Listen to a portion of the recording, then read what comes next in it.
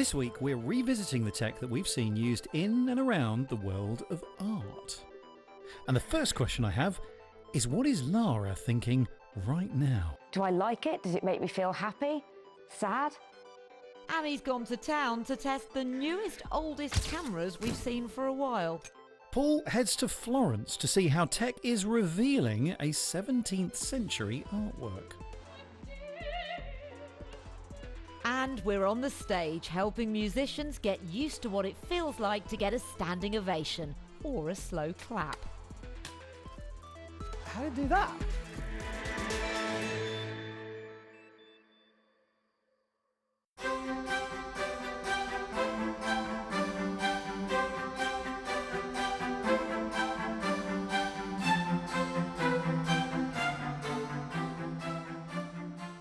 The V&A London, home to 145 galleries of works from across the globe, spanning 5,000 years of art. Museums like this are always looking at new ways to engage audiences. One idea here, to see how our brains react to what we're seeing. We often talk about how art makes us feel or what it gets us thinking about. Well, today it's time for a way of quantifying that. So we're just going to put this on your head here. Okay. Just goes behind your ears. This Muse headset, which would more commonly be used as a meditation device, has been repurposed to translate brain activity into a real-time 3D visualization. And this has 4 EEG sensors? That's right. 4 sensors that are on your forehead and picking up the electromagnetic activity off your brain. Okay, and what does that mean it's going to learn from me? It's going to take this raw data right off your headset. Our setup processes it in lots of different ways, which kind of indicate sort of what your brain's doing when you're looking at the art.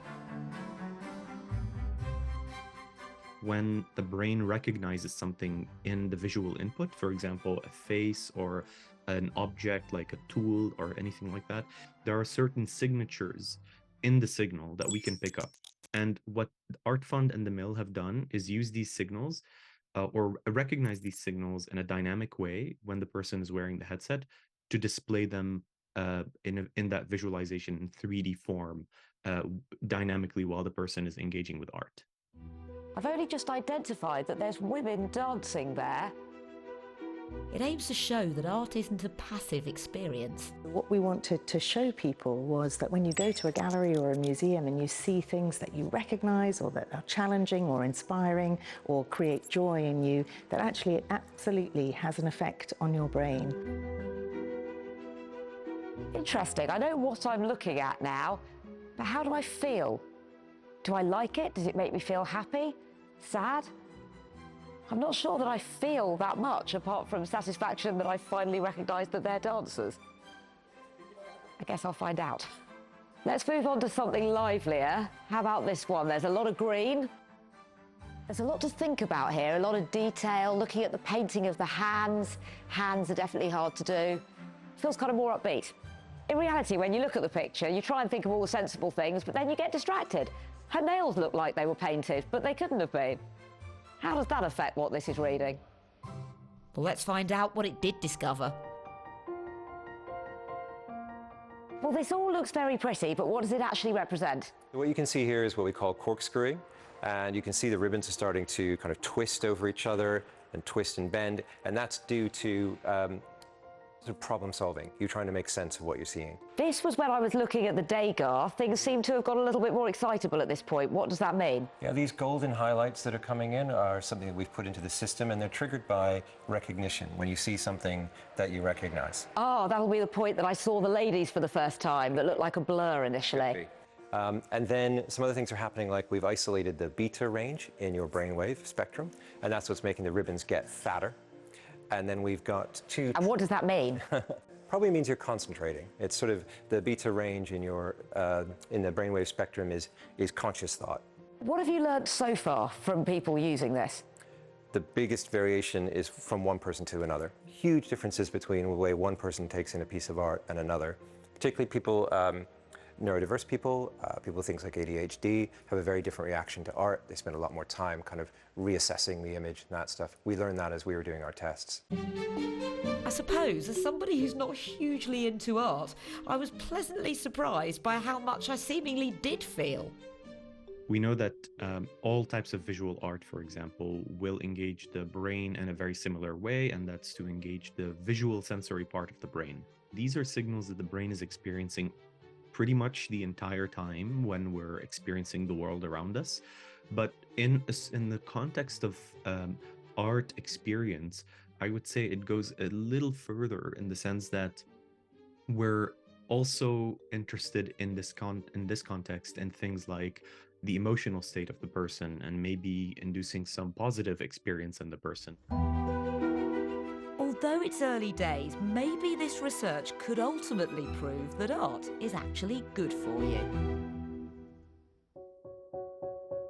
Photography, the art of freezing moments in time. The history of photography is the history of the technology that made it possible, and the evolution of the camera is for the very first time focusing its gaze backwards, not forwards. So let's get into it. We started with black and white portraits that required people to channel their inner statue, holding a pose for an eternity. Now don't anybody move. Is that gun loaded, by the way? As time marched forward, so did the evolution of photography in pictures. Enter the flashbulb era, where taking a photo sounded like a small, sharp pop. And it was flashy, just like this outfit. Flip forward to a smaller, faster camera. Cameras that could capture for all time a short moment, a memory. Enter the vibrant era of the Polaroid, leading the way with instant photography, a limited number of chances to capture the moments as they went by. Then came the digital age where we all became photographers, no longer for the few who could afford expensive kit and had the patience to wait. Our pocket-sized phone studios meet demands instantaneously, and with the advent of digital manipulation and filters, you can get close to perfection every time. Suddenly, everyone became a selfie connoisseur. This looks quite nice, quite a strong neg. But what about waiting? What about those magical minutes of anticipation? It's the first time I take a picture of a dog. Is it? Oh, let's hope it's a good one. When the promise of what might have been captured was more satisfying than mindlessly tapping a phone screen. A new era in photography begins. Polaroid was the OG of instant photography. It was wildly successful at its peak in the 1970s with millions of sales. It was simple, it was all plastic, it was fab. You'd snap a photo, wait for the magic to happen, and hard copies of memories. You know how I got this coat? It knocked over your garbage can. They've just made a new addition to their line. This is the Polaroid i2 instant camera. What they are pitching is a blend of nostalgia with the cutting-edge tech of today. Analog charm with digital finesse, a sleek new design houses features like improved optics, autofocus and Bluetooth connectivity. Well, that's enough about what it can do. Let's go see how it actually performs. And to help out, I've invited along my colleague, Liv. We're going to have a bit of an instant vs digital comparison, where I'll be tapping on the Polaroid and she'll be snapping on her phone. Okay. Alright, let's square up. A few minutes later, not a bad result from my instant pic, but I did waste 2 other pictures just getting there. I've been able to take that many photos in a few seconds, and you can just do that with a smartphone. You can't necessarily do that with that. It takes a bit of time to develop, to get it set up, and then even then you don't really know what you're going to get. Whilst Liv's phone pics were quick, budget-friendly and a breeze to edit, the Polaroid camera never crashed the photo shoot with unexpected interruptions. Oh, who's calling you? Sorry, let me put that away. Well, at least I would never get a call on this thing. Feeling something in your hands gives it a weight, the promise of a premium product, and it's one of a kind. But in a world where photography is now so cheap, printing has become a luxury. That is the challenge now facing Polaroid. It may well mean that they cannot replay the dizzying success of their 70s heyday. It's remarkable what you can do, and you enjoy doing this, do you? Oh yeah. But they're choosing to believe in the promise of anticipation and hope their customers do likewise. A company can't survive on charm alone, so will the picture that emerges be a happy one? For a concrete answer, like the Polaroid's customers, we'll have to wait.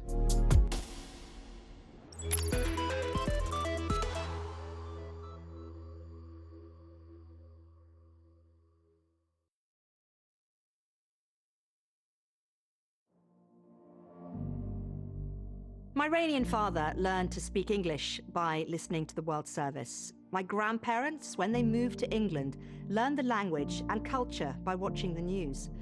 The BBC was always on in the Mashiri house, and my dream actually was to be a BBC News presenter. I want to be for others what the BBC was for us, a trusted source of stability